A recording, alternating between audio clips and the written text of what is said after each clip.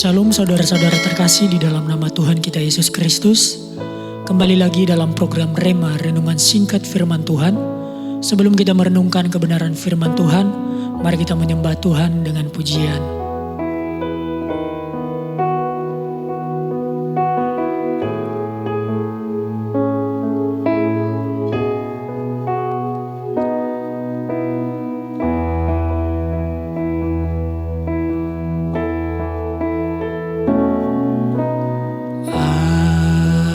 Semesta melukiskan kebesaran Tuhan, bumi dan surga menyanyikan kemuliaan namamu, Hosana.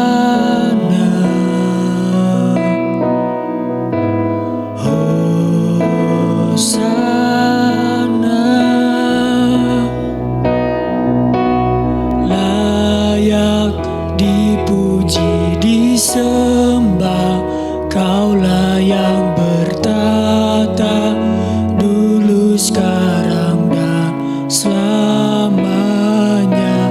Raja atas segala raja, namamu besar termulia.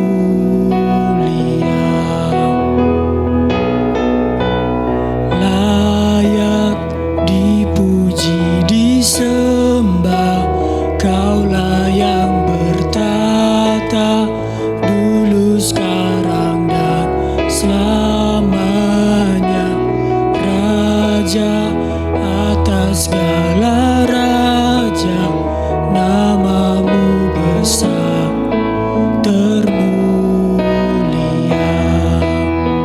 Namamu besar termulia, namamu besar termulia.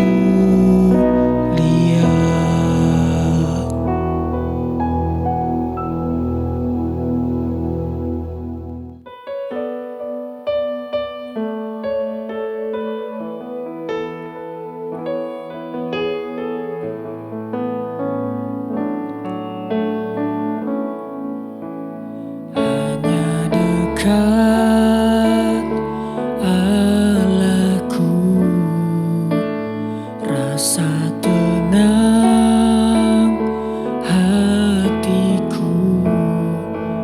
Kau sertai jalanku sepanjang hidupku.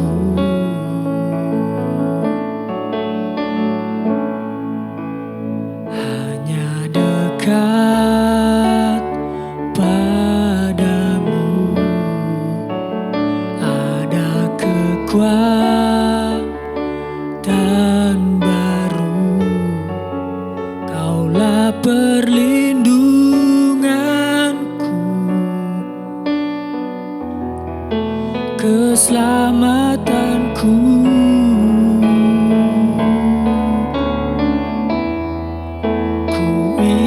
Selalu bersekutu denganmu, menikmati hadiratmu.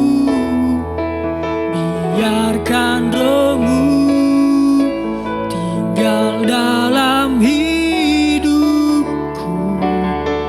Sungguh indah bersamamu. Selalu bersekutu denganmu, menikmati hadiratmu. Biarkan rohmu tinggal dalam hidupku. Sungguh indah bersamamu selamanya.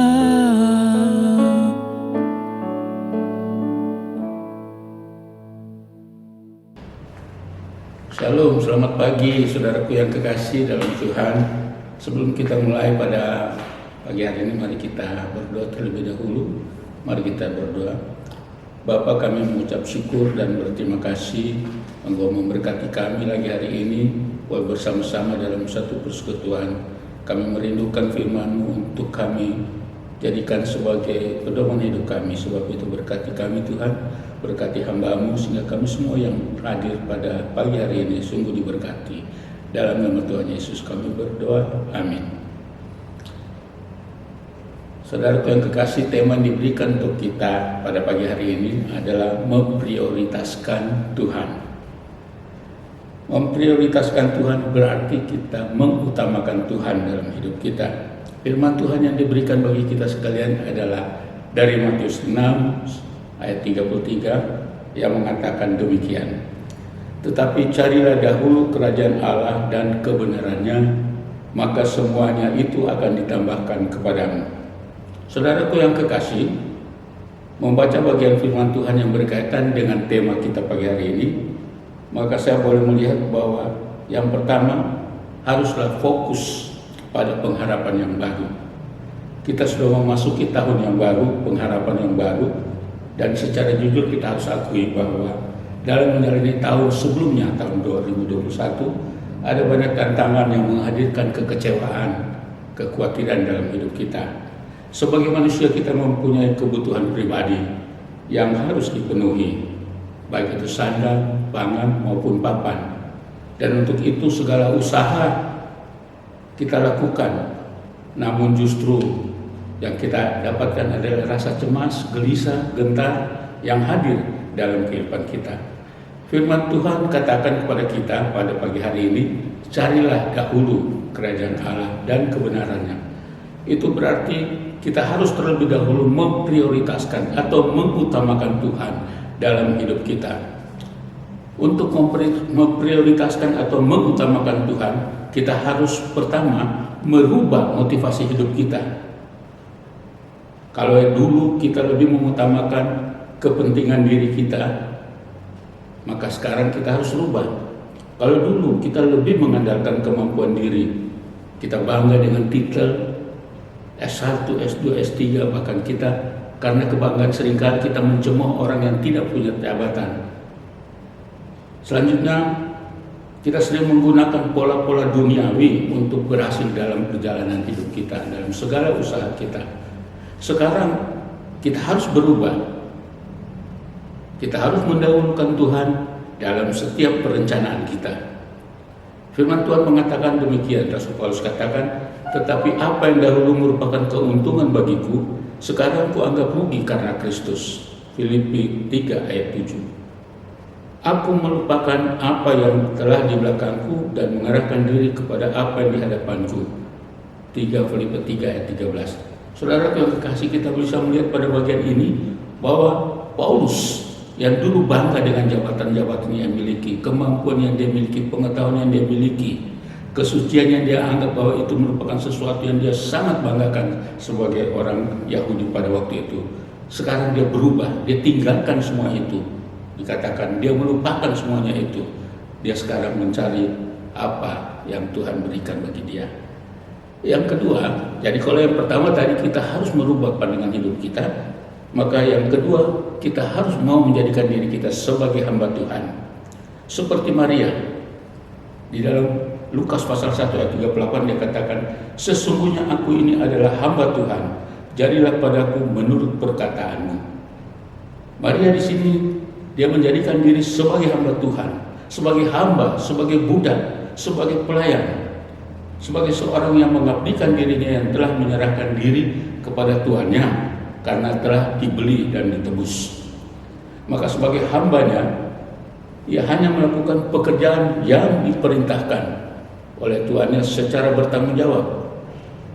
Nah, pengakuan ini tidak sekedar pengakuan belaka, tetapi dibuktikan dengan sikap yang benar, dengan mentaati apa yang menjadi kehendak Tuhan. Sebagai seorang hamba yang tidak memiliki hak untuk mengatakan tidak kepada Tuhannya, kita melihat bagaimana Maria seharusnya dia ada dalam kecemasan, dia ada dalam rasa malu karena dia harus hamil tanpa menikah. Dia harus mengalami bahwa dia akan mengalami cemoohan, dia akan mengalami tekanan, bahkan dirajam sampai mati menurut hukum Yahudi pada waktu itu. Tetapi dia katakan pada bagian firman Tuhan ini, sesungguhnya aku ini hamba Tuhan, jadilah padaku menurut perkataan. Ada satu pemahaman yang sangat dalam tentang hamba Tuhan. Saudara, seringkali kita dalam hidup kita katakan bahwa kita adalah hamba Tuhan. Tetapi ketika Tuhan suruh kita pergi beribadah, hari Kamis saja seringkali kita katakan nggak bisa karena macet, nggak bisa karena saya ada punya keperluan lain.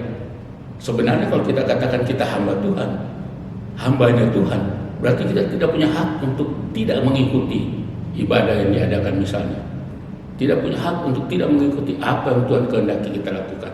Tapi jujur saja kita harus akui bahwa seringkali kita tidak taat dalam hal ini. Yang ketiga adalah kita fokus pada panggilan. Saudaraku, Paulus menulis surat kepada Titus, dia katakan demikian, dari Paulus hamba Allah dan Rasul Yesus Kristus yang untuk memelihara iman orang-orang pilihan Allah.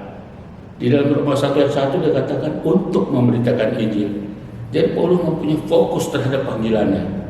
Dia yakin apa yang Tuhan percayakan kepada dia, yaitu memberitakan Injil Allah serta memelihara iman orang-orang pilihan Allah, orang-orang percaya.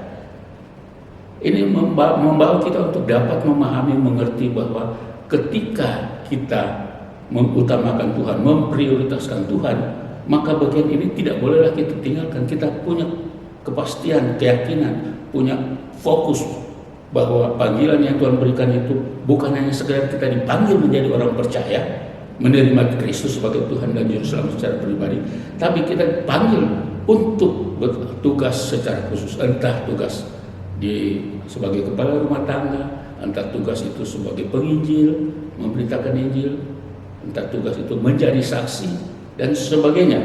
Nah, karena itu saudaraku yang kekasih, kita harus mempunyai fokus terhadap panggilan yang Tuhan berikan kepada kita.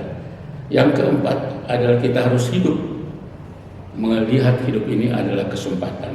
Kita sering dengarkan lagu, hidup ini adalah kesempatan, hidup ini untuk melayani Tuhan, jangan sia-siakan apa yang Tuhan beri. Hidup ini sudah jadi berkat. Jadi kita bisa melihat pada bagian ini seperti Paulus katakan dalam Filipi 1 ayat 21-22, karena bagiku hidup adalah Kristus dan mati adalah keuntungan. Tetapi jika aku harus hidup di dunia ini, itu berarti bagiku bekerja memberi buah. Paulus di sini dia katakan kesempatan Tuhan berikan bagi dia untuk dapat melayani, kesempatan bagi dia untuk dapat melaksanakan apa yang Tuhan inginkan, sebab ini adalah satu kesempatan bagi dia. Nah, karena itu saudaraku yang kekasih dalam Tuhan Yesus, tujuan di sini adalah supaya kita menghadirkan kerajaan Allah di bumi. Dalam Matius 6 ayat 10 kita baca, dikatakan dalam doa Bapa kami, datanglah kerajaan-Mu, jadilah kehendak-Mu di bumi seperti di surga. Jadi tugas kita di sini untuk menghadirkan kerajaan Allah. Karena itu dikatakan carilah kerajaan Allah dan kebenarannya. Berarti kita menghadirkan kerajaan Allah tidak di surga, tetapi di dunia inilah harus menjadi bukti nyata apa yang kita lakukan. Terakhir harus kita melihat, ya. Jadi bukan untuk membangun kerajaan kita, kesuksesan kita, keberhasilan kita, tetapi kita membangun kerajaan Allah seturut dengan kehendak Tuhan.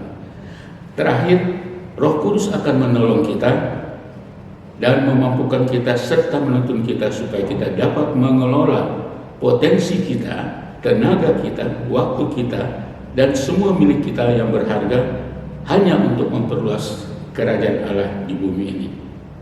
Kiranya Tuhan memberkati kita. Amin. Mari kita berdoa lagi.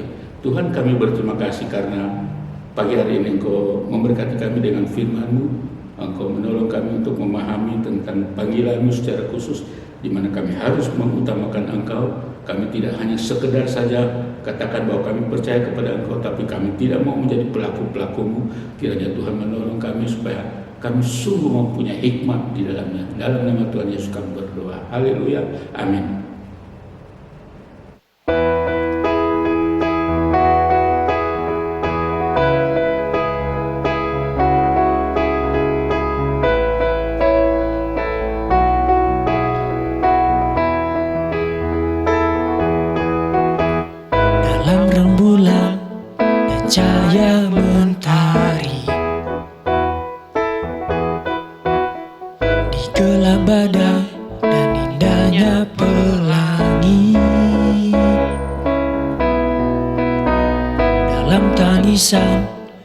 wajah berseri.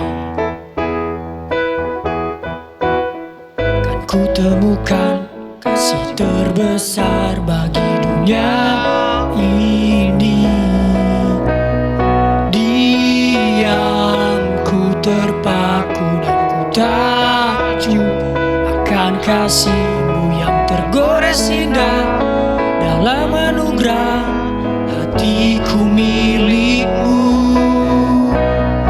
Indah ku terkagum dan ku bawa akan hidupku. Kau membuat hatiku menjadi baru. Bahagiaku mengenang.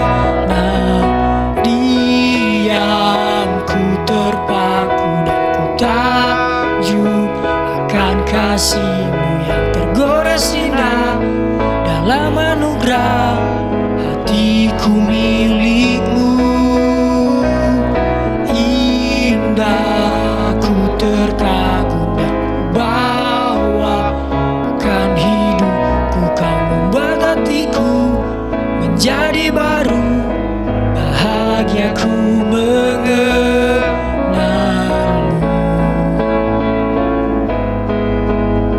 Bahagiaku mengenalmu.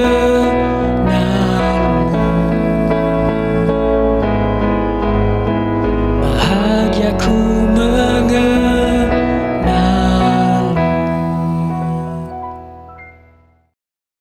Diam ku terpaku dan ku takjub akan kasih-Mu yang tergores indah.